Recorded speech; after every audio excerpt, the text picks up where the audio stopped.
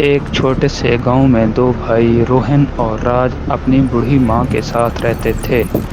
روہن مہربان اور فیاض تھا، ہمیشہ دوسروں کی مدد کرنے کو تیار تھا، جبکہ راج ایک خودغرض اور اپنے بارے میں سوچنے والا تھا۔ ایک دن ان کی ماں بیمار پڑ گئی اور بھائیوں کو ان کی جان بچانے کے لیے پہاڑوں سے ایک نایاب جڑی بوٹی لانے کا کام سونپا گیا۔ روہن روانہ ہوا۔ روہن کو سخت موسم کا سامنا کرنا پڑا۔ دوسری طرف راج نے گھر میں آرام کرنے کو ترجیح دی اور جانے کے لیے انکار کر دیا۔ آخر کار روہن اپنی ماں کی جان بچا کر جڑی بوٹی لے کر واپس آ گیا۔ گاؤں والوں نے روہن کی بے لوثی کی تعریف کی، جبکہ راج کو اس کی خود غرضی کے لیے چھوڑ دیا۔ وقت گزرنے کے ساتھ ساتھ بھائیوں کے راستے الگ ہوتے گئے۔